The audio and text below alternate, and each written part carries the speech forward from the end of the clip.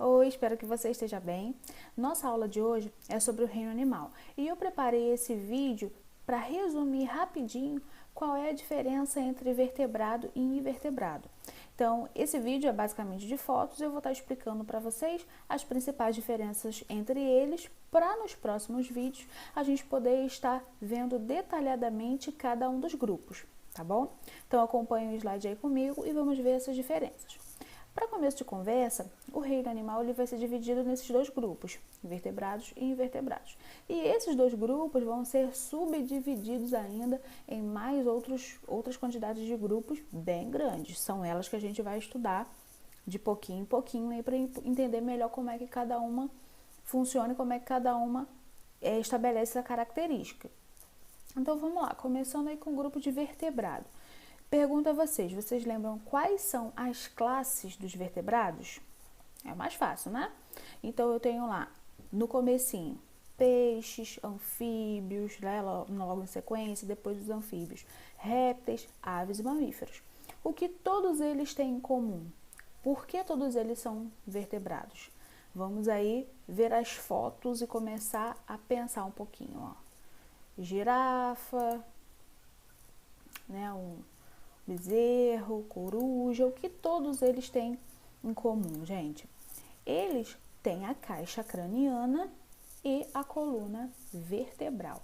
A caixa craniana vai ser a estrutura que protege o encéfalo, certo? Vai proteger lá o cérebro, cerebelo e bulbo. E a medula espinal vai ser a estrutura que protege a coluna vertebral vai ser a estrutura que protege a medula espinal. Ok? Então, é isso que todos esses animais aí, ó, têm em comum. E todos eles são divididos em grupos. E aí eu falei os grupos anteriormente para vocês, né? Peixes, anfíbios, répteis, mamíferos e aves. Ok? Todo mundo tem em comum essas características. As características específicas a gente vai vendo ao longo aí dos próximos vídeos, né? A gente tem um vídeo aí para cada grupo.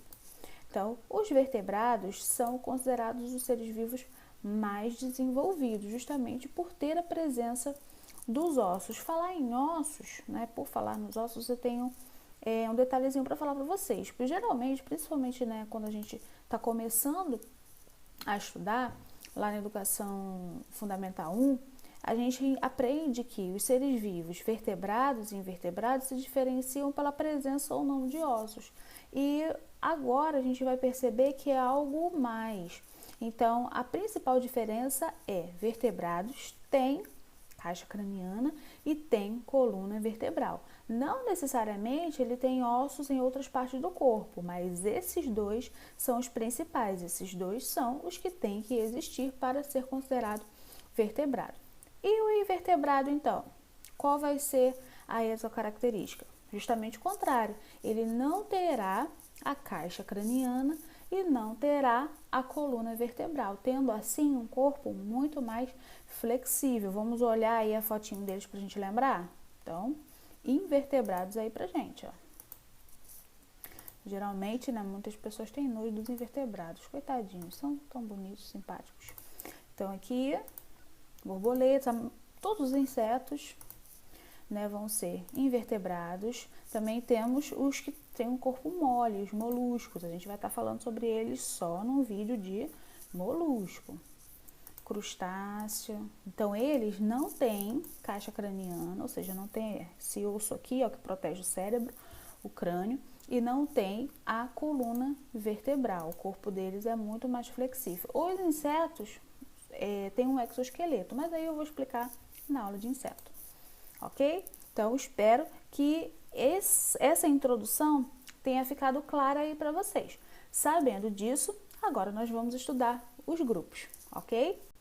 Começando aí a falar sobre o reino animal, com os invertebrados, nosso primeiro grupo a ser estudado é o grupo dos poríferos.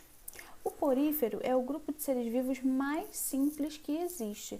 Tudo isso porque o seu corpo não tem sistemas que funcionam como o nosso, né? Então, eu não posso pensar num porífero achando que ele tem um sistema nervoso, achando que ele tem um sistema digestório, células específicas.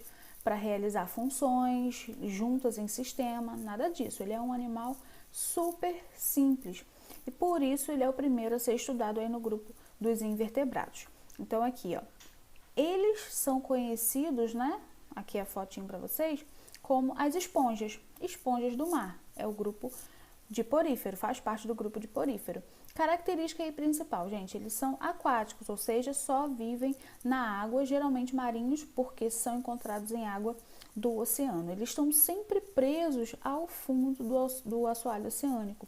Eles não são capazes, né, de nadar, de ter um desenvolvimento corporal para poder mudar de local. Não, aonde a célula desse animalzinho cair, ali mesmo ela vai se desenvolver ficando fixa a um ambiente, ok? Então, nosso primeiro grupo aí, os poríferos. Como eles são, né? Morfologia e fisiologia está relacionado a como eles são. Então, eles têm uma parte de pele, essa pele dele é dividida em 3 partes, epiderme, endoderme e mesênquima. Então, essa parte da pele é a parte mais superficial, essa que vocês estão vendo aí, que pode adquirir diversas formas, né? Pode ser mais larga, mais fina, ok? E como eu falei, eles não têm sistemas específicos, então eles não têm sistema respiratório, não têm sistema circulatório, excretório, nada disso. Eles são animais bem simples mesmo.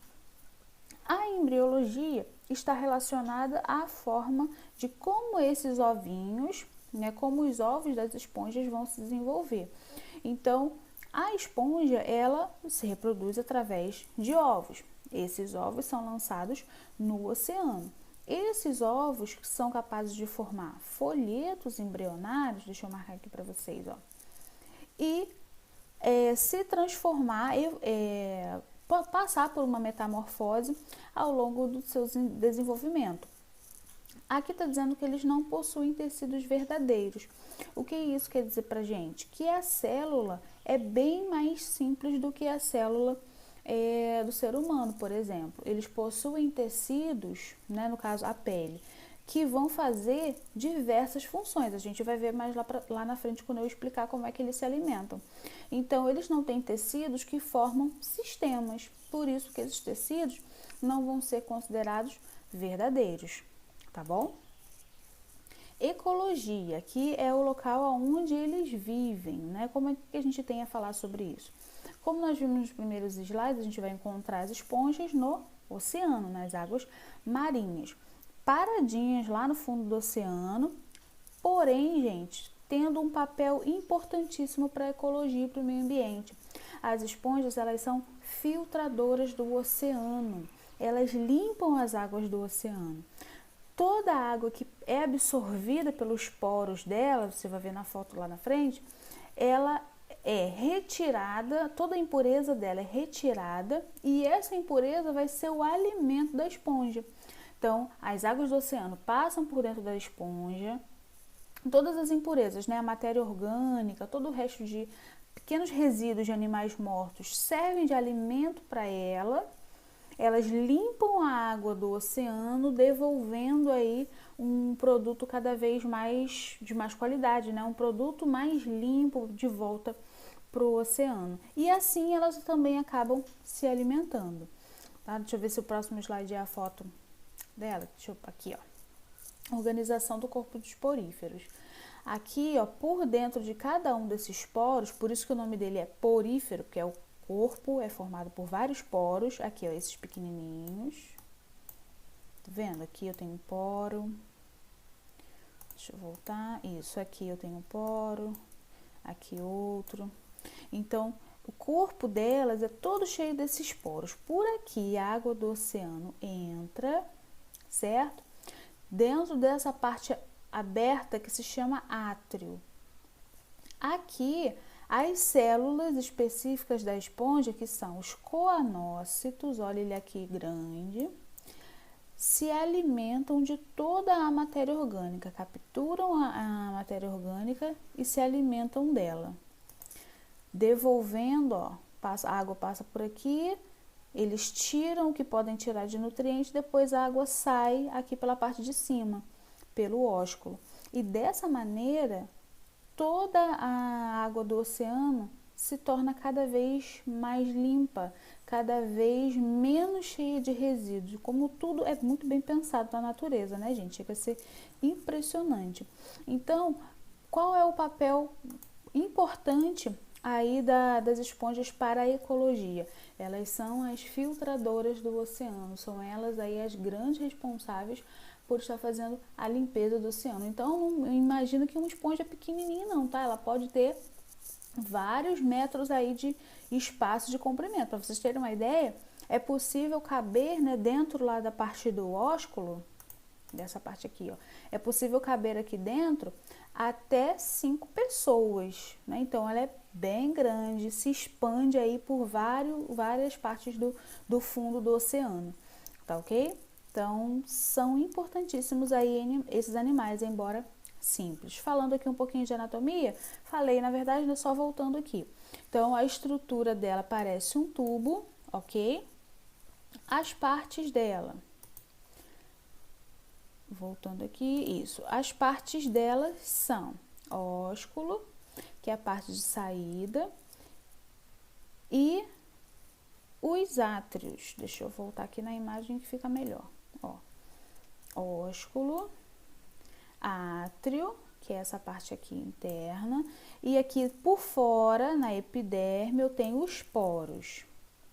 Dentro de cada um desses poros, eu tenho o coanócito, tá? E é ele que vai fazer aí o principal papel de filtragem da água do oceano ao se alimentar, né? Porque é dessa forma que ele se alimenta, tá bom?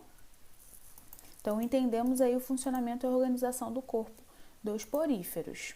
Então, aqui, ó, mais uma informação pra gente. A respiração é aeróbia, ou seja, eles necessitam aí do oxigênio. Então, o oxigênio passa para a célula, para o coanócito, através da difusão. Na difusão, a molécula do oxigênio vai se aproximar da célula e passar para o interior dela. Tá? Então, essa célula tem uma alta capacidade de absorver esse gás, ok? Então, informação aqui sobre a classificação. Elas são consideradas um tipo de animal mais primitivo, né? Justamente por isso eles são muito simples. Então, há estudos, né, teorias, que dizem que é o grupo base para todos os outros animais. Mas existem várias teorias que tentam explicar como os seres vivos vêm se desenvolvendo, tá, gente? Essa é uma delas. Só lembrando aí rapidinho as teorias. Temos a evolução orgânica, temos o criacionismo, temos a panspermia cósmica. Então, são várias teorias que vão tentando explicar como os seres vivos se estabeleceram no mundo como é hoje, tá bom? Então, sempre busquem saber quais são as teorias. Não aceitem uma única como verdade, né? O conhecimento sobre elas é muito importante aí para vocês. Divisão aí desses grupos. Então, eu tenho o grupo grande, porífero, certo?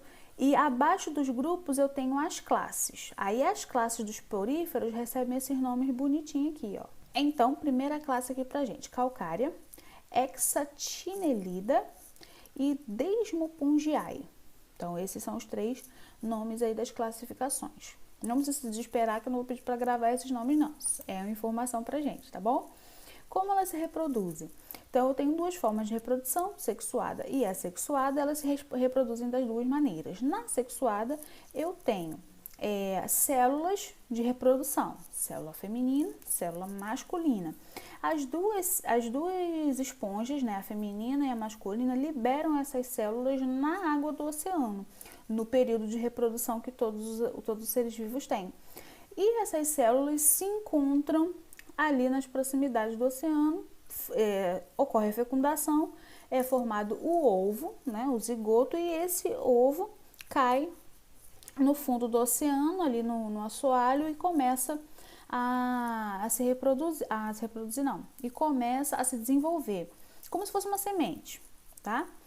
Essa reprodução é muito mais difícil, porque para pensar como 2 células microscópicas, né, se encontrariam na vastidão do oceano para poder fazer uma fecundação. É muito mais difícil, mas não é impossível, acontece sim. A maior parte da reprodução das esponjas, gente, é de forma assexuada. O que isso significa? Não tem encontro de células sexuais, não tem encontro de célula feminina, não tem encontro de célula masculina. É uma reprodução por brotamento ou fragmentação. E ainda temos outro nome para isso, que é a gemulação. Com certeza vocês vão lembrar primeiro desses dois aqui, brotamento e fragmentação, mas deixa eu explicar como é que eles funcionam. Parte dessa esponja, né, se solta, se desprende do corpo principal e cai em uma região próxima.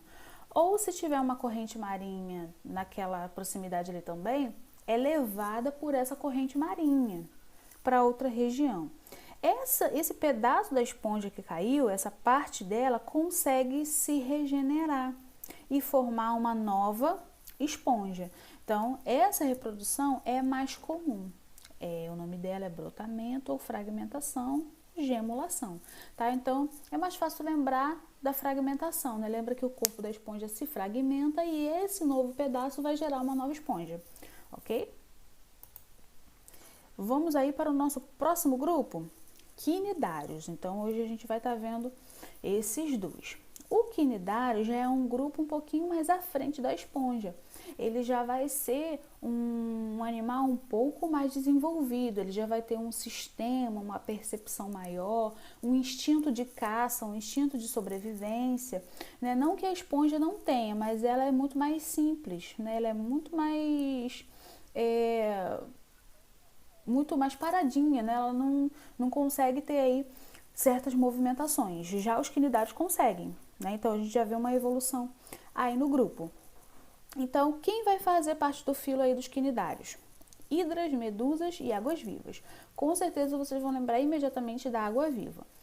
A anêmona do mar também. Quando lembra, já viram aquele filme Procurando Nemo? Então, a casinha do Nemo é a anêmona do mar. Então, tá lá. Então, primeiros animais que apresentam uma cavidade digestória. O que isso significa? Que eles vão ter um sistema digestório funcionando, né? Não como o nosso, da maneira deles, mas eles vão ter. Então, outra informação aqui, eles são os primeiros animais a apresentarem um tecido verdadeiro. Por que esse tecido é considerado verdadeiro? Porque eles conseguem já formar uma estrutura próxima de um sistema. Então, a gente considera esse tecido verdadeiro, tá bom? Vamos aí mais informações sobre os quinidários. Grupo, qual é a divisão aí do quinidário? Ou ele vai ser pólipo, ou ele vai ser medusa. O pólipo é uma classificação que a gente dá para aquele quinidário que não consegue sair do lugar, que fica parado em um determinado substrato.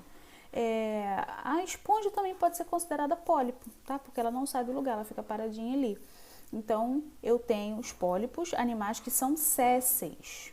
Então, esse termo aqui, sésseis, significa que o animal fica parado, não consegue se movimentar. Embora ele esteja no oceano, ele não nada. Ok? A medusa já consegue nadar, já consegue mudar de um local para o outro. Ela já migra, né? Então, ela já consegue seguir as correntes marinhas, ela consegue se movimentar.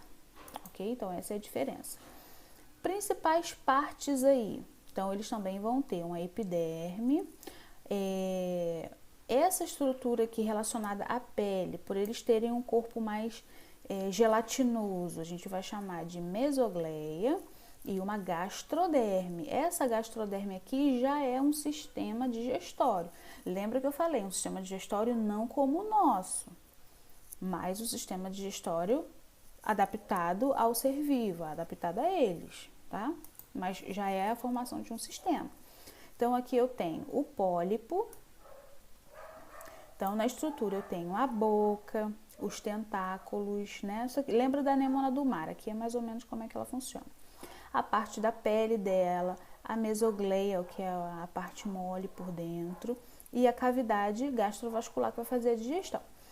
O sistema digestório dos quinidários, ele é aberto. O que isso significa? Olha, o alimento ele vai chegar aqui pela boca e vai cair dentro dessa cavidade gastrovascular. vai ficar aqui dentro, ele vai se alimentar, vai tirar o nutriente, tudo que não serve mais, ou seja, as fezes desse animal também irão sair pela boca, tá? Então, quando isso acontece, a gente chama de sistema digestório aberto, tá? Quer dizer que o alimento cai numa cavidade e é essa mesma cavidade que vai fazer tudo. Vai fazer a digestão, vai fazer a absorção de nutrientes, vai fazer a eliminação do que não serve mais, tá? Então, é tudo pela boca. Então, aqui eu tenho o pólipo e aqui é a medusa. Olha, água viva. Tá bom? Também da mesma forma, tudo acontece pela boca. Como instinto de defesa, gente, esses animais têm esses tentáculos. Esses tentáculos, ao serem encostados, né, se algum animal ou nós mesmos, seres humanos, pressionarmos, ele vai liberar uma substância urticante que vai queimar aí a nossa pele. Então, vocês já devem ter ouvido falar, né, de muitos acidentes nas praias com água viva, que a pessoa se queimou, ou então ficou com algum tipo de intoxicação na pele. Então, a gente tem que ter bastante cuidado e prestar atenção aí em passeios, né, na praia em relação às águas vivas.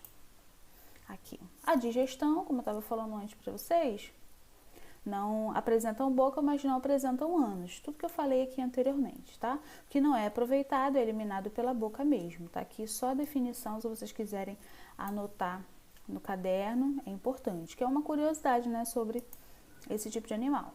Defesa, como eu estava falando antes, a defesa desses animais, ela é tanto para poder se alimentar, é dessa forma que eles vão conseguir caçar. Lembra que eu falei que já são grupos de animais que conseguem ter um instinto? Então eles vão caçar e vão matar o alimento, né? E também vão se defender. Então aqui, nos tentáculos, eles têm uma célulazinha chamada de quinidócito. Esse quinidócito vai liberar uma substância urticante, ó. Então aqui é uma foto ampliada do quinidócito. Aqui ele tá bem fechadinho, tá? No tentáculo, tudo fica no tentáculo. Se eu de repente tô lá nadando na praia, legal, me distraindo, pulando uma onda, e daqui a pouco, sem querer, encosto na água viva. Eu nem percebi que ela tava lá, mas ela tava. Encostei na água viva, o que ela vai fazer? Ela vai abrir o quinidócito, ó, e descarregar a substância urticante pelo esse tubo aqui, ó. Essa substância urticante vai tocar na minha pele e imediatamente vai provocar uma sensação de queimadura muito forte, muito incômoda. Há relatos que as pessoas chegam até a passar mal, né? Pessoas mais sensíveis passam mal de tanto que incomoda a queimadura. E acaba, né, saindo da água para poder ver o que aconteceu, porque dentro da água você não consegue perceber nem que a água viva está ali, você só tem a sensação da queimadura mesmo. E existem na região da Austrália águas vivas que são de grande porte, que podem chegar aí até 5 metros, que também liberam essa substância urticante, só que ela é venenosa. E muitas pessoas não sobrevivem ao contato com essa água viva, de tão venenosa que ela é. Então, existem até alertas nas praias, né, para as pessoas não entrarem no período em que essa água viva está ali pela redondeza. Tudo bem? Vamos à reprodução. Bem parecida aí com o porífero, a reprodução é assexuada, marcando aqui, e também é sexuada, sendo que, de acordo com o grupo que a gente está estudando, como eles estão em um oceano, e o encontro de células no oceano é muito mais difícil, eles vão ter predominantemente uma reprodução assexuada, que vai acontecer por brotamento ou estrobilação. No brotamento, parte do corpo, parte do tentáculo desse animal se desprende e esse outro pedacinho que se desprendeu vai gerar um novo ser vivo. Na sexuada, a gente tem as células, célula masculina, célula feminina, que vai ser liberada no período de reprodução no oceano e essas células irão se encontrar gerando um ovo, né, o zigoto. Esse zigoto vai se prender a um substrato, né, o fundo do oceano, e ali ele vai se desenvolver, vai crescer até gerar uma larva, né, um filhote aí de uma anêmona do mar, de uma medusa, tá? Classificação aí dos quinidários. Quais são os grupos? Também nomes bem diferentes, né? Mas não se preocupe, não vou pedir para vocês gravarem esse nome, mas vocês precisam conhecer. Então, hidrozoa, primeiro grupo, quem são? As hidras e as caravelas. Cifozoa, são as águas-vivas. Antozoas, anêmonas do mar e corais. E cubozoa, como a vespa do mar, aquela que eu falei que é bem perigosa, que é venenosa. Então, ela é desse grupo aqui, ok? Então, gente, esses foram os nossos primeiros seres vivos do reino animal, do reino animal, grupo invertebrado, tá bom? Poríferos e quinidários. Aguardo vocês para estudarmos aí os nossos próximos grupos, nossos próximos assuntos. Vamos agora aí às atividades. As atividades referentes a esse assunto vão ser do livro, os exercícios lá da página 86. E eu vou pedir para vocês também fazerem uma atividade no caderno, tá? Tanto a resposta dos exercícios e outra atividade à parte no caderno, com uma pesquisa sobre importância ecológica dos poríferos e dos quinidários. Então, vocês vão pesquisar, né, na internet ou em livros, importância ecológica dos poríferos. Vão fazer essa pesquisa, escrever ela no caderno. Depois, importância ecológica dos quinidários. Também vão fazer essa pesquisa, escrever ela no caderno e deixa lá prontinho. Depois que tudo estiver pronto, vocês vão me enviar uma foto dessas atividades prontas. Agora, na nossa plataforma, nós temos um ícone amarelinho. Vocês vão entrar lá e vão ver, aonde vocês podem anexar arquivos que vocês fizeram.